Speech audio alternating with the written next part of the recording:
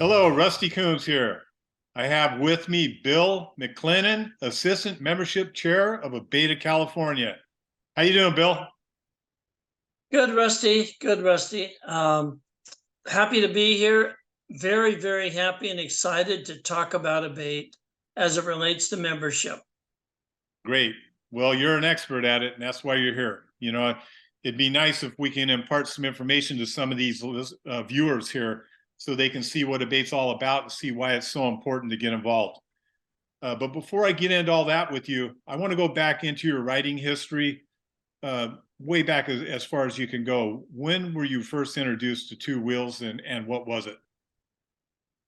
I was 16 years old, had a paper route and enough money to buy a 1966 Honda S90, which was my foray into motorcycles following my brothers. Right on. So with that, did you actually get a license and ride that on the street, or was that just something you rode out in the dirt? No, for this bike, it was a street bike, but I had to get a driver's license, a motorcycle license endorsement to ride it on the street. And I also equipped it with a knobby tire to ride on the dirt. Right on. All right. And then after that, what was your next experience with motorcycles? Well, I took a break after a few years with motorcycling, went into the Navy and moved on up into college and had a family. So motorcycling was not a part of my world for a little while. But then along came, ATCs, dirt bikes. And so I ran that route for a little while and then ended up buying my first Harley in 2007. What type of bike did you get? I got a 2007 Heritage Classic. I just liked all the chrome in it. Great bike for me to learn how to ride a big, heavy monster. And I took 3 ERC courses to help with that image. I was going to ask you, so you took the riding course and got the motorcycle license before or after you got the bike? Oh, no, I got the license beforehand because I wanted to be prepared to ride the new bike off the dealership. Yeah, yeah, that's a good idea. Good idea. So that bike there, would you have that bike for a number of years? Oh, yeah. In 2007, like I said, it was new. I rode it for a long time. And later on, about 13 years later, I picked up a 2020 Ultra Limited because I wanted to go do more cruising. So when you first got into Harleys, did you hook up with the local hog chapter where you bought the bike at? I did.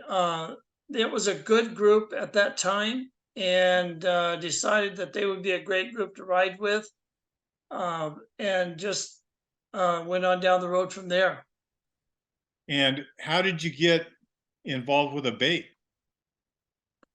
Well, ABATE stemmed from kind of going off on my own, or I should say with another group called Horseman MC.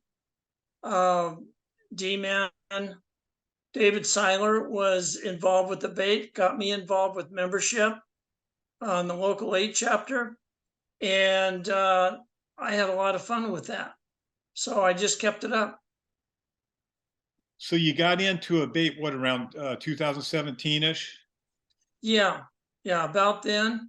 And seeing that I'd already done membership for a much, much larger group in California, meaning getting new members, things like that, I chose a little bit bigger role with ABATE later on so I could make a difference. So tell me the importance of ABATE. Why do you feel that ABATE is so important to motorcycle riders in California and across the nation? The reason ABATE of California is so important is because we fight for motorcycle rights. I could go into a long dissertation on that, but simply this way, we want to find new members, younger members that are maybe not aware of the guidelines, the rules, how they're being changed, the laws, how they're being changed, and tell them what they can do to help with that, meaning join as a member of ABATE and support us in our PAC and our other committees.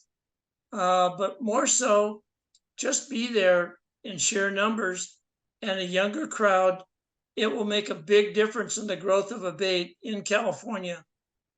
So it's the one thing that a lot of people don't understand is a lot of ABATE members ride Harley Davidsons, but they ride other bikes too. And legislation doesn't just affect Harley Davidson street riders. It affects everybody from motocross racers, desert racers, you know, the sport bike crowd. Everybody is affected by legislation, and there's stuff coming down the pike that's pretty gnarly. And ABATE has lobbyists actively working up in Sacramento all the time in California and across the nation and other states to, you know, to kind of be the front line against some of the legislation that may overstep and not be right. So you guys are really working at that angle, and why don't you explain how important it is to get these sport bike riders and these other people involved because of these issues that are going on that affect them also.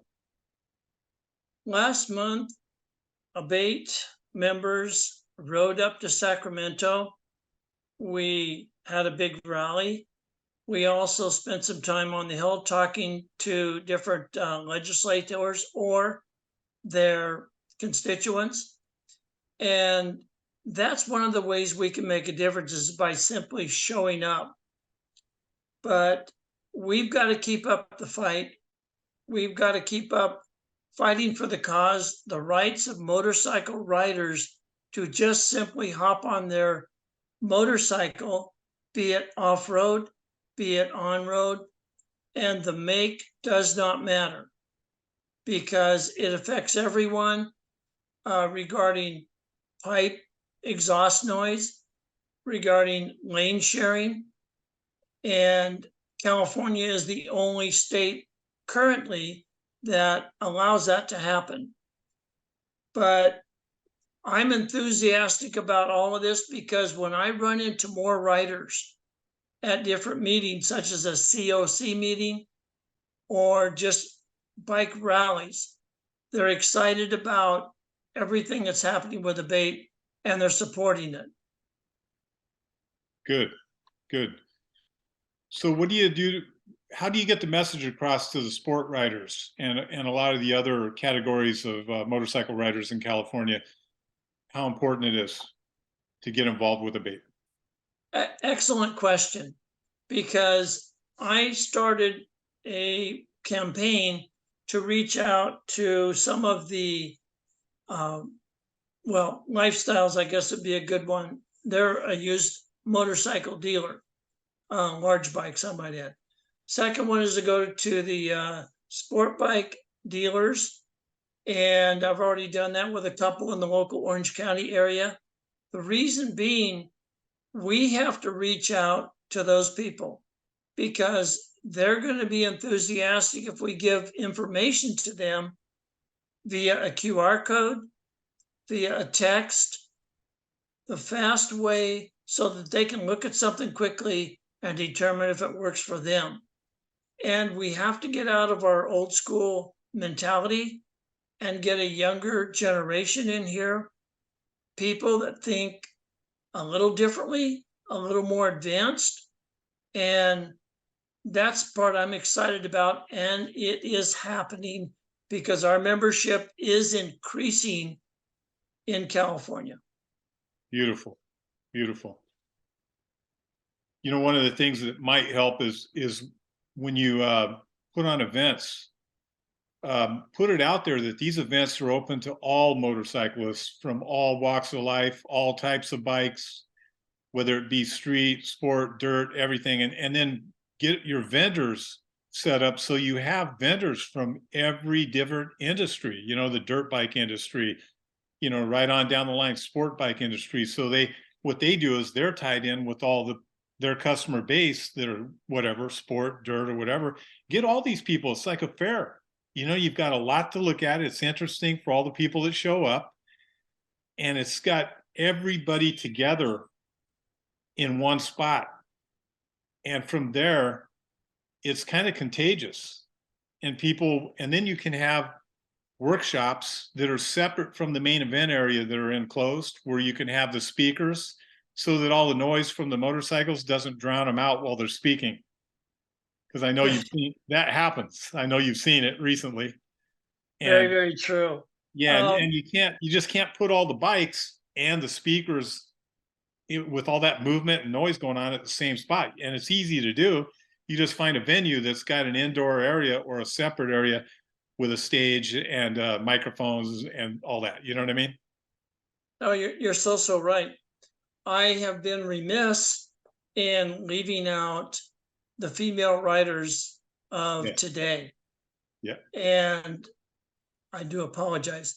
We are very much interested in, and I have been reaching out to women rider groups. I know it's going to be a little tough, but we also have to find the right individual. I'm not that person, but I know of 2 or 3 that are. And we're engaging those people to see what more we can do.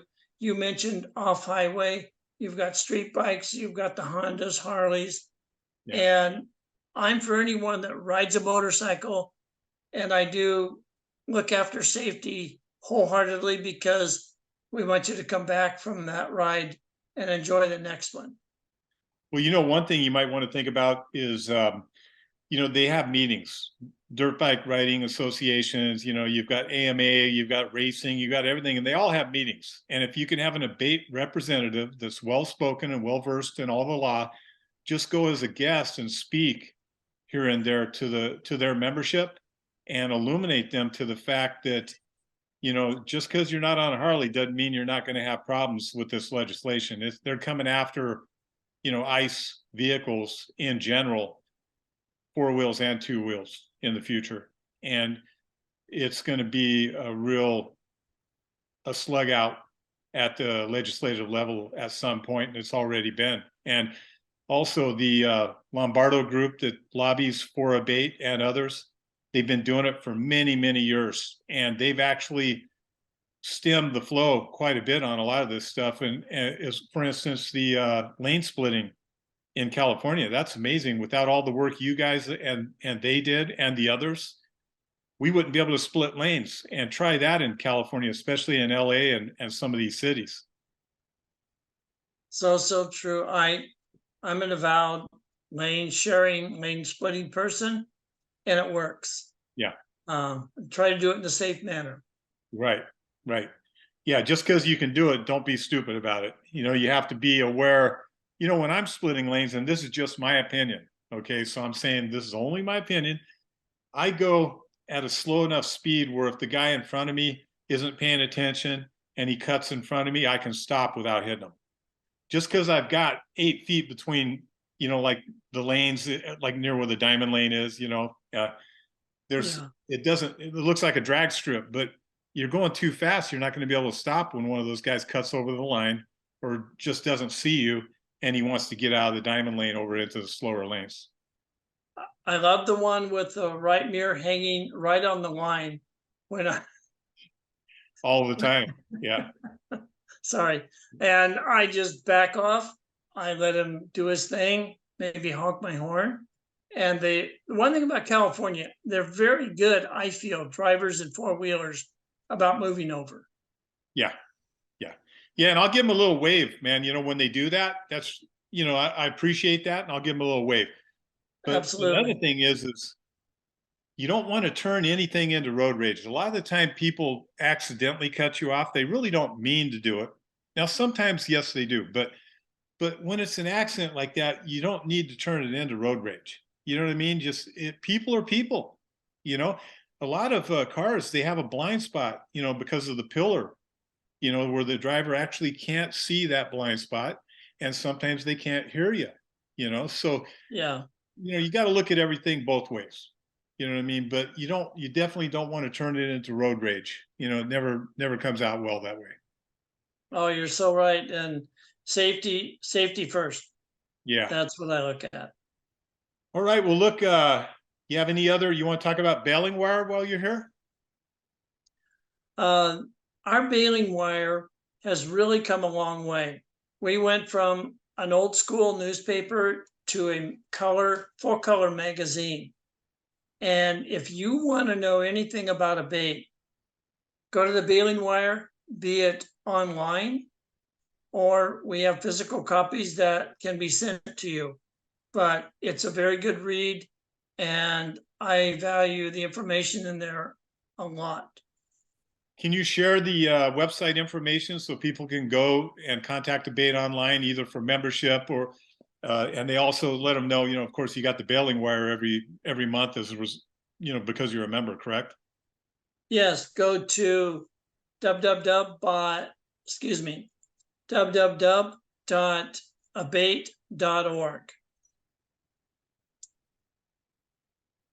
and Okay, that'll get you there. right on. All right, you have anything else you want to add while we're here? Just a little tidbit that you can publish if you like. I just heard a video from Jochen Zeitz, the CEO of Harley Davidson, and it's very interesting. I truly thought he was going to get out of ICE engines, but they spun off the live wire. They're going to continue on with ICE engines, thank God. Yeah, I saw that. And I think they're going to just continue to grow. They're supporting live wire 90% because they still believe that electric motorcycles are here to stay. However, they haven't developed an electric engine motor that will work on big bikes yet.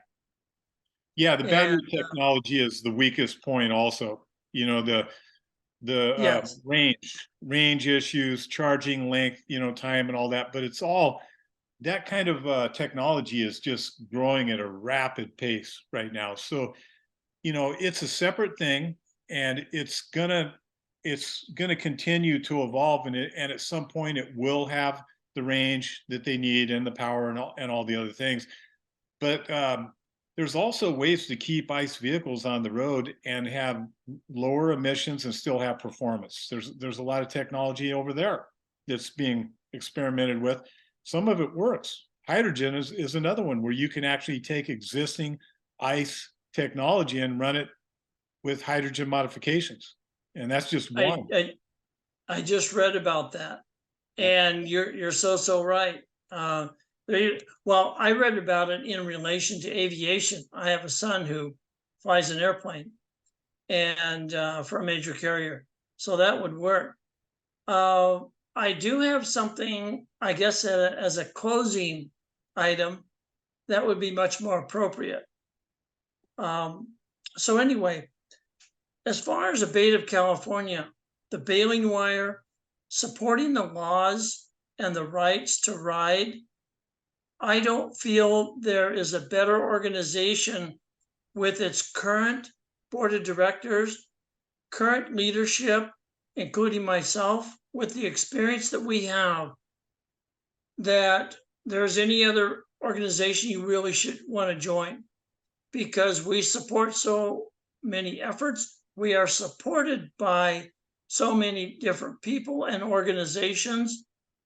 And I'll just rest on that and hope you join, because I'll be handling your membership and I'm responsible for it all, sort of. Right on, Bill. Well, look, thank you very much for imparting some of the knowledge you have on this, and hopefully the word will get out there and stick with some people and get your organization numbers up and get those constituents together so that they're all speaking as one big voice to these lawmakers, which is what makes the difference to them. You know what I mean? Totally agree. And I thank you for your time. Thank you. I'll talk to you later.